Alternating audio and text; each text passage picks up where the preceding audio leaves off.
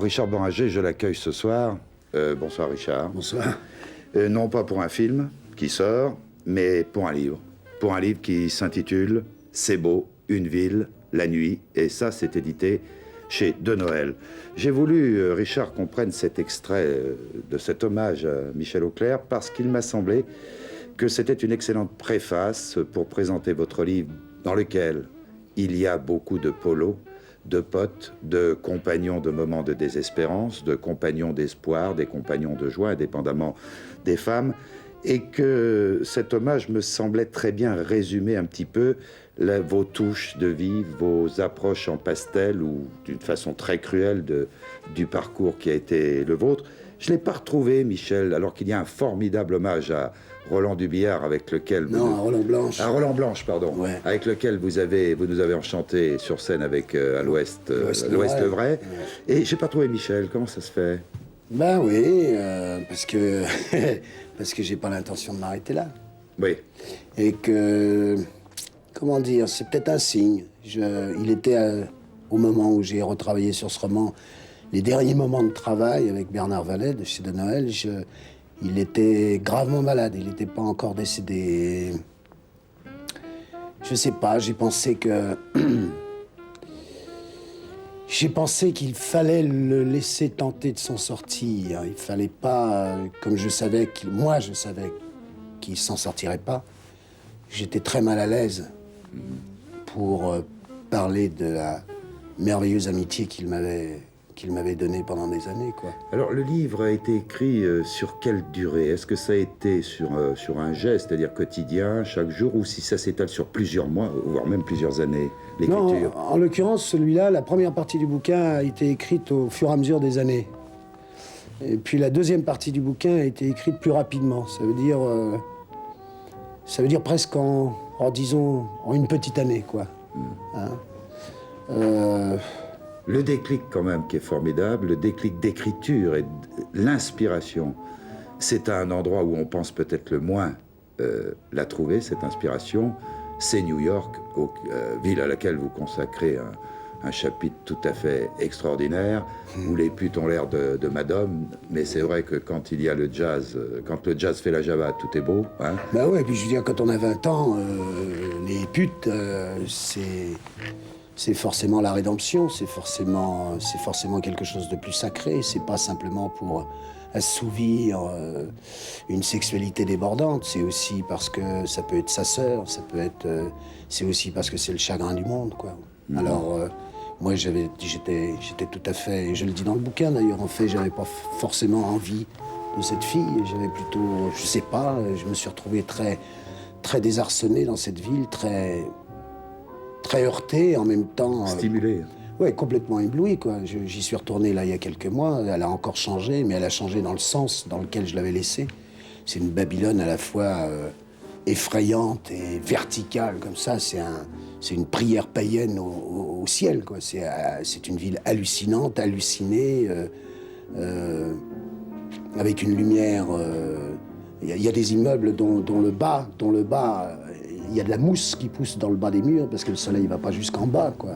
Hein, alors ils ont trouvé un nouveau système, il y a des grands buildings qui ont du verre jusqu'aux pieds, comme ça la lumière se réverbe dedans et ma foi les rues ont l'air d'être claires, quoi.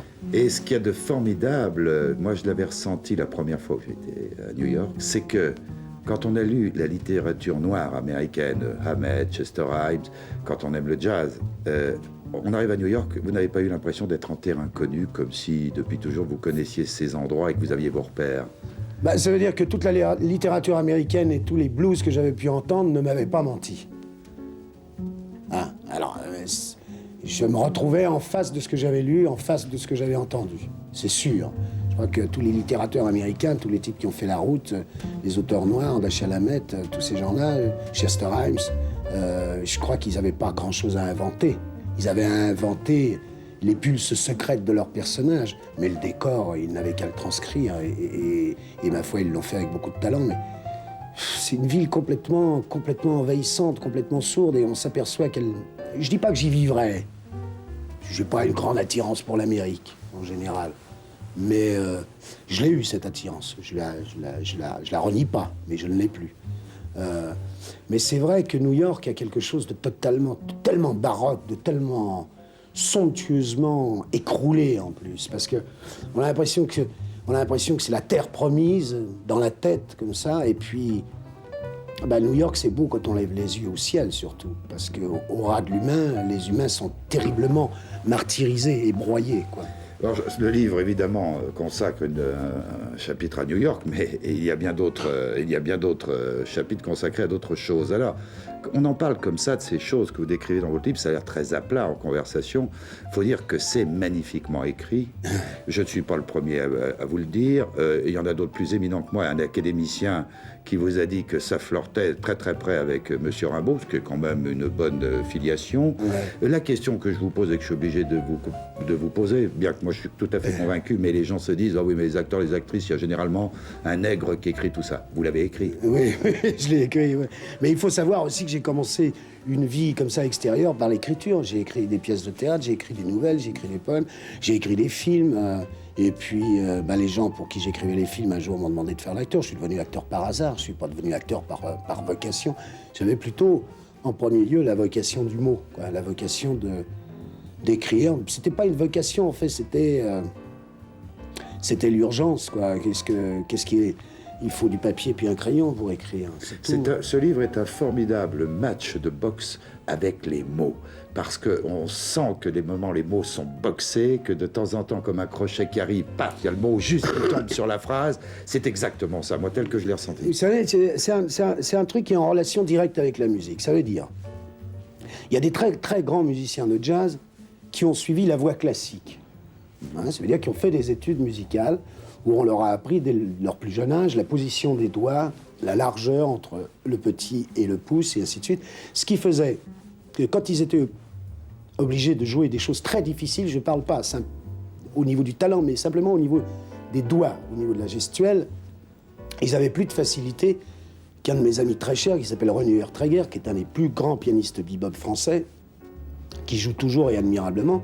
Lui, c'était un autodidacte de la musique. Donc, il n'avait pas eu la chance qu'un professeur, que des pédagogues lui apprennent à écarter ses doigts pour donner le plus possible à l'harmonie le droit d'exister. Il a fallu qu'il se batte avec ses mains qui n'avaient pas été travaillées pour le piano. Alors donc, ça lui a amené des souffrances physiques terribles. Moi, c'est pareil avec l'écriture. C'est-à-dire que la syntaxe, je ne sais pas ce que c'est. Et en plus, je crois que je me suis tenu à l'abri de la syntaxe avec peut-être une volonté sourde comme ça de me tenir à l'abri de ça, peut-être parce que j'avais peur de ne pas pouvoir la maîtriser et qu'il fallait en tous les cas que je maîtrise les mots et la musique des mots à ma façon totale, à moi, quitte à ce qu'elle soit refusée. Il fallait que je passe par cette espèce de difficulté pour créer mon propre son. C'est ça. Et son, ça veut bien dire ce que ça veut dire. Nous entendons en fond de notre entretien la musique de jazz parce que ça, c'est complètement important. Vous venez de l'expliquer. Et en plus, le livre porte un sous-titre qui est aussi très important, c'est blues. Qu'est-ce que c'est que blues? Eh bien, c'est très difficile à définir, mais disons que ce sont des états d'âme à des moments donnés, des colorations des colorations d'intériorité que l'on a tous à des moments des soirs, c'est ça. Hein. Le blues, ça appartient à la rue. Ça appartient aux gens simples, le blues. Quand je dis simple, ça ne veut pas dire riche ou pauvre. Ça veut dire ceux qui ont une attitude simple dans la vie. C'est ceux qui chantent, ou la femme qui est partie, ou celle qui va revenir, ou le pote qui est parti, ou l'espoir. Ça ne relève pas d'un élitisme ou d'une science. Le blues, c'est une chose viscérale. Tout le monde a le blues. Le chauffeur du taxi, le conducteur de l'autobus. Le blues, c'est un truc qui appartient aux gens simples. Oui. Les musiciens de jazz, vous avez une passion pour eux parce que ces gens-là représentent pour vous vraiment, la liberté est une chose qui a caractérisé toute une partie de votre vie et que vous décrivez, je dis encore magnifiquement, mais parce que j'insiste beaucoup, l'errance. L'errance avec la liberté, on passe d'un endroit à un autre, c'est les gens les plus indépendants. Ils sont indépendants parce que... J'ai déjà dit que les musiciens de jazz me paraissaient être les gens qui ont l'attitude la plus pure par rapport à leur forme d'expression. Ça veut dire ils ont 2 costumes, 2 chemises, 2 cravates, une espèce de sac, et puis un autre dans lequel, si c'est des saxophonistes, des trompettistes, dans lequel il y a le biniou, comme on dit. Et puis ils arrivent dans une chambre d'hôtel, Et puis ils repassent eux-mêmes la chemise. Ils repassent eux-mêmes le costume. Et puis ils font leur gamme. Et puis le soir, vers 22h, ils rentrent dans la boîte. Vous écrivez avec un fond musical de jazz quand vous avez écrit ce bouquin. Ça Ou la m'arrive. musique était dans la tête, sans Non, avoir mais ça besoin m'arrive, d'entendre. ça m'arrive souvent. J'ai des musiciens de prédilection pour écrire, par exemple. Quand j'ai des moments difficiles, que j'arrive pas à trouver mon image, que j'arrive pas à m'investir. Je suis investi, mais quand j'arrive pas au fond de mon idée, souvent c'est Eddie Louis. Des petites touches dans ce livre, par exemple, la description des bistrots. D'abord, la description des amitiés, les polos, les potes, des fausses amitiés, des rencontres, des instants que l'on partage, parce qu'il faut bien les partager avec quelqu'un, parce que la solitude est trop grande. Et sur ces bistrots, notamment l'analyse des bistrots le dimanche, où vous dites les bistrots le dimanche, c'est comme des cliniques ou des salles d'attente. Bah oui, c'est assez clair, parce que le dimanche, les gens qui éructent toutes les nuits de la semaine, qui éructent leur désespoir ou leur espoir, sont assez solitaires, parce que les 3/4 des bistrots sont ouverts, et sont fermés, et ceux qui restent ouverts sont des bistrots où il est bien séant d'aller à cette heure-là boire un café ou manger une omelette. C'est des bistrots courtois, quoi. Alors, les poivreaux d'azur, les ivrognes d'azur, ma foi, leur bouge étant fermée ce jour-là, ils sont absents. Ils sont dans leur tanière, à penser les plaies de la nuit passée, quoi. La nuit, est-ce que ça s'apprend ou est-ce qu'on est doué pour la nuit comme on est doué pour le football ou pour être acteur ou est-ce que la perception de la nuit, c'est quelque chose qu'on porte en soi, ceux qui sont doués pour la vivre, la pratiquer, flirter avec, la haïr, l'aimer, avec toute la gamme de sentiments qui peut relier un être à la nuit? Je crois qu'on est doué pour ça. Je crois qu'on est doué. Je dis pas que ce soit heureux d'être doué pour ça, parce que le soleil, c'est bien beau aussi. J'ai découvert sur le tard, mais il me reste encore toute la colline à gravir, mais c'est vrai que maintenant, j'aime bien être debout de bonne heure et respirer les premières effluves qui lavent et qui donnent le courage pour la journée, quoi. J'aime bien ça maintenant. Mais il vous arrive quand même de... Vous n'avez pas besoin quelquefois de lambeaux de cette nuit, de la retrouver. Elle vous manque? Oui, elle me manque. Pour l'instant, elle me manque pas. Pour Voilà. l'instant, elle manque Pour pas. l'instant, elle me manque pas. Il se peut que dans un an, je vous réponde aussi qu'elle me manque toujours pas. C'est une femme que j'ai beaucoup aimée, quoi. Mais beaucoup, beaucoup, et pour laquelle j'ai une estime et une fraternité. Je la chéris tendrement dans ma mémoire, ça c'est sûr. Mais, ma foi, j'en ai rencontré une de chair et je préfère On celle-ci. va y venir. Les femmes sont omniprésentes, évidemment, dans ce livre. Et alors que tout le monde sait maintenant que beaucoup de femmes rêvent de Beranger, quoi.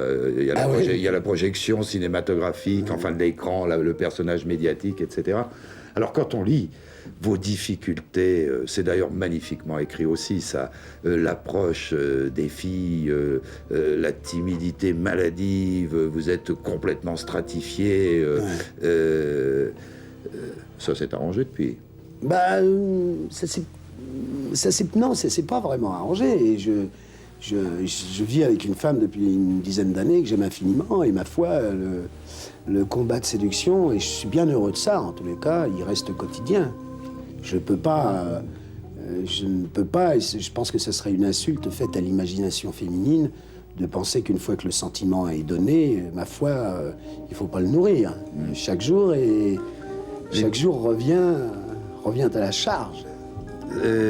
Mais les débuts, c'est fou quand vous racontez là que vous alliez les voir là, à la sortie de l'école, que les filles sortaient. Jupe écossaise au vent comme des jeunes prêtres fous. Oui, c'est super ça. Ouais. Bah ouais, c'est très. Moi, je sais pas, j'ai toujours été très ému, alors que je suis pas une bête sexuelle. Hein. Je crois que je suis plutôt ému par les ombres, par le frémissement comme ça, presque imperceptible. Les magazines gynécologiques m'ont jamais attiré. Ce qui m'attire plutôt, c'est l'accident, quoi. C'est le coup de vent. C'est ce qui découvre le genou, et peut-être un peu plus, mais jamais jusqu'au bout, quoi. C'est peut-être ça qui m'attire vraiment. Ou la palpitation, le corsage au printemps, ou les chancrures sous le bras. Je veux dire, c'est des choses comme ça. C'est le sourire, en plus. C'est les yeux des femmes. C'est ce que vous regardez en premier, les yeux? Ouais. Ouais. C'est l'instantané, ça. Ouais, je crois que je n'aurais aucun désir pour une femme belle qui ne serait pas spirituelle. Vous racontez, il y a tout un passage sur toute la période de votre assujettissement à la blanche. Il ne s'agit pas d'une femme, il s'agit de l'héroïne. Et vous avez raconté chez Pivot une chose que je trouve tout à fait magnifique. On ne va pas se transformer là en moraliste en disant écoutez, prenez jamais de l'héroïne, c'est complètement con. Vous écrivez très bien ce que c'est, cet esclavage. Ça suffit, oui, et vous avez raconté chez Pivot quelque chose que j'ai trouvé extraordinaire. Dans le fond, la chance, ça tient un peu de choses, c'est de rencontrer un flic à un moment donné qui joue pas au flic. Bah oui, en l'occurrence, ça, il a participé. Ça veut dire que... Racontez l'histoire, parce que tout le monde ne l'a pas fatalement entendu. Ouais, j'avais arrêté l'héroïne depuis 3 mois, définitivement. J'étais à peu près sûr de ça. Et puis j'étais arrêté. J'étais arrêté alors que je me sentais plus du tout dans le coup, quoi. Puis j'étais emmené quai des Orfèvres, et quai des Orfèvres, vous savez, là-haut, au 5e étage, c'est des toutes petites fenêtres. Et il faisait très beau ce jour-là, donc je ne voyais que le bleu du ciel. Et puis je suis tombé en face d'un monsieur d'un certain âge qui m'a un peu secoué, quoi. Qui m'a dit, écoutez, bon, je sais que vous avez arrêté, mais enfin, comme c'est jamais sûr. Mais je sais aussi que vous avez écrit des trucs, que vous faites des trucs, vous êtes un bon pote pour vos potes, que... vous voulez que je vous fasse voir des choses horribles, des photos horribles, et vous voulez que je vous fasse voir des trucs... Vous croyez que j'ai vu plein de jeunes gens comme vous ici dans ce bureau. Vous croyez que ça m'amuse de vous encrister, de vous faire tomber, vous croyez quoi? Moi aussi, j'ai des gosses, ça m'amuse pas du tout que vous soyez là. Ça me fait chier que vous soyez là. Ça m'emmerde. Vous et les autres, c'est un truc que je supporte plus. Je supporte plus. Vous savez bien que c'est la mort. Vous savez bien que ça va tout vous prendre. Puis qu'un jour, je serai obligé de vous faire tomber parce que ça sera comme ça, parce qu'il faut pas, parce que... Et il a parlé comme ça. Et puis plus il parlait, plus il se mettait en colère. C'était une colère, il tournait autour de son siège, il parlait presque il me regardait presque plus dans les yeux, il parlait, il allumait une cigarette. Et toute sa vie, toute sa carrière de vieux flic comme ça, un peu blessé parce qu'on pensait des flics, un peu blessé parce qu'ils étaient obligés de voir pendant des nuits sans sommeil, des trucs comme ça, bon. Puis il m'a dit, allez, cassez-vous. Cassez-vous. Puis j'espère ne jamais vous revoir dans ces conditions-là. Puis quand j'ai retraversé le pont Saint-Michel, il faisait ce temps magnifique. J'ai dit, tiens, je suis tombé sur un type, là. Pourtant, il était de l'autre côté de la barrière, lui. Puis ma foi, quand j'ai construit ma décision irrévocable, bah, ouais, je peux penser au jour d'aujourd'hui que son discours a été très, très positif. Il a participé, en tous les cas, à ma volonté de ne plus jamais revenir dans ces eaux-là. Et d'ailleurs, au jour d'aujourd'hui, ça fait maintenant, donc c'était en 67, donc ça fait 21 ans, j'ai pas de problème avec ça. Je veux dire par là que je ne fuis pas, Je suis tout à fait... je ne suis pas incorruptible dans le sens plus jamais, ainsi de suite. Ça veut dire que c'est totalement naturel chez moi, ça n'existe pas. C'est la véritable voilà. guérison, ça. Voilà, et si ce bouquin, ma foi, peut aider... Ah bah ça faut lire, je crois qu'il suffit de lire, vous l'expliquez dans un chapitre bouleversant, d'abord parce qu'il y a la mort, vous voyez mourir des... Oui, j'ai vu mourir types, des jeunes gens absolument magnifiques, avec qui j'ai ri jusqu'au fond des yeux, avec qui j'étais totalement fraternel, et je les ai vus mourir comme des chiens, quoi, enfin... Alors il y a une superbe déclaration d'amour qui tient en 3 mots, pour la blonde, quand vous dites Seigneur, je te prie, fais qu'elle m'aime. On a l'impression, dans ces 3 lignes, que toute une vie peut basculer selon l'attitude qu'aura cette blonde, non? Bah oui, parce que moi, j'avais jamais eu le coup de foudre. J'avais toujours appris à aimer les femmes. J'avais pas eu cette espèce de chose qu'on vous répète, que la mémoire collective, le coup de foudre. C'est la fois où on croise quelqu'un. Je l'avais jamais eu. J'avais appris à aimer. Et puis là, la porte s'est ouverte, et puis en face de moi, il y avait la fille dont j'avais rêvé depuis que j'étais tout petit, quoi. Exactement celle-ci. Dans le livre, vous dites je n'ai jamais été enfant. Est-ce qu'on peut rattraper son enfance ou la réinventer à travers ses propres enfants? On a fait un voyage récemment ensemble. Ouais. C'était superbe. Vous aviez le dernier qui a quel âge? Et maintenant, il a presque 9 mois. Presque 9 mois, ouais. que vous trimbaliez là comme ça. Ouais. Vous avez rattrapé le temps à travers lui? Alors, à travers lui et puis les deux autres. Oui. Moi, j'ai pas d'amertume. Hein. Je veux dire, bon, au jour d'aujourd'hui, ça me gêne pas de ne pas avoir une enfance. Au moment où j'étais enfant, ça me gênait certainement de ne pas savoir exactement d'où je venais et où je pouvais me reposer, où je pouvais me faire penser. Bon, il y avait ma vieille grand-mère, mais ma vieille grand-mère... Justement, est-ce qu'elle a connu... elle vit toujours? Ah ouais. Alors, elle qui désespérait... Enfin, vous désespériez pour elle de ne pas être quelqu'un de convenable, de réussir. Maintenant, vous avez réussi. Comment elle réagit, mamie? Ah mamie, elle est toujours... Elle m'a dit au téléphone un truc curieux, vachement joli, hier matin au téléphone. Je lui dis, mais tu m'as pas dit comment tu avais trouvé apostrophe, tu m'as pas dit. Elle me dit, mais très bien. Mais je lui dis, tu me manques d'enthousiasme. Elle me dit, mais tu sais bien, on s'est jamais habitués tous les deux à se faire des compliments. Une dernière phrase, mais je vais pas vous lâcher comme ça. Vous dites un moment dans le livre, j'aimerais bien quand même qu'on nous appelle, parce que c'est général, vous parlez des polos qui sont les copains, les potes, etc. J'aimerais bien qu'on nous appelle monsieur. Maintenant, on peut pas dire autre chose. Monsieur Boringer. Ouais, mais ça, c'est une Monsieur Boringer, César du meilleur acteur. Ouais. Monsieur Boringer qui va faire un carton avec ce bouquin, un tirage fou.